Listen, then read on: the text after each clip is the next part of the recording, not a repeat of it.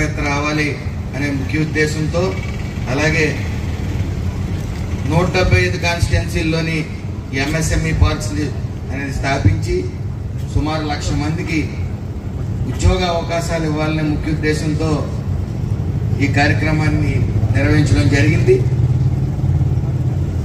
అలాగే ముఖ్యంగా మహిళా కార్మికులు వచ్చేసి మన రాష్ట్రంలో సుమారు 42% ఉండడం జరుగుతూ ఉంది. నగరాల్లో అయితే 32%, అలాగే గ్రామాల్లో 52%గా ఉంది. మరి మన నారా చంద్రబాబు నాయుడు గారు ఈ స్వర్ణాంధ్ర 2047లో భాగంగా 80% మహిళా కార్మికులను ప్రోత్సహించాలి, ప్రతి ఇంటికి ప్రతి మహిళ ఉద్యోగ అవకాశాల నుంచి, ఉద్యోగం చేసుకునే పరిస్థితి నుంచి ఉద్యోగాలు ఇచ్చే పరిస్థితిలోకి రావాలని చెప్పి నిరంతరం కృషి చేస్తూ ఉన్నారు.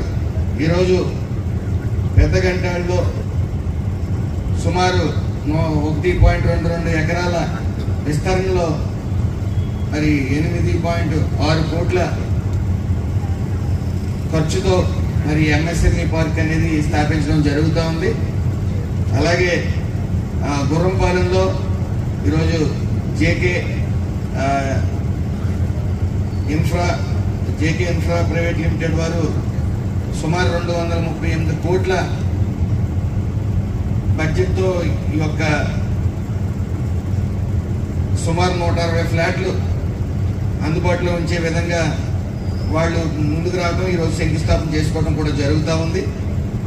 ముఖ్యంగా గత 5 ఏళ్ల ప్రభుత్వంలో ఎక్కడా కూడా ప్రతి చోట కూడా నిరుద్యోగ సమస్య, ముఖ్యంగా గ్రామాలు వదిలి వేరే రాష్ట్రాలకు వెళ్ళిపోయే పరిస్థితి, అది నివారించడానికి నారా చంద్రబాబు నాయుడు గారు, పవన్ కళ్యాణ్ గారు, లోకేష్ గారు నిరంతరం కృషి చేస్తూ ఈరోజు వెల్లువలో పెట్టుబడులు వస్తూ ఉన్నాయంటే దానికి కారణం విజనరీ ఉన్న నాయకుడు నారా చంద్రబాబు నాయుడు గారి మీద నమ్మకంతో అని తెలియజేస్తారు.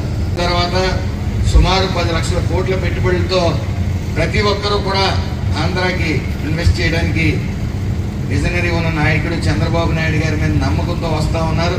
మరి ఈ ప్రభుత్వం వచ్చిన తర్వాత లోకేష్ గారి చొరవతో మరి గూగుల్ క్లౌడ్ అనేది భారీగా ప్రపంచంలోనే సెకండ్ హైయెస్ట్ ఇన్వెస్ట్మెంట్ ఇక్కడ వైజాగ్లో చేయడం జరిగింది. అలాగే 20 లక్షల ఉద్యోగాలు ఇస్తామని చెప్పి చంద్రబాబు నాయుడు గారు చెప్పినప్పుడు ఇది సాధ్యపడుతుందా అని అందరూ కూడా అనుకున్నారు. మరి ఈ 15 నెలల ఈ పెట్టుబడులు వెల్లువలో రావడం ప్రతి ఒక్కరికి ఒక భరోసా కలిగింది.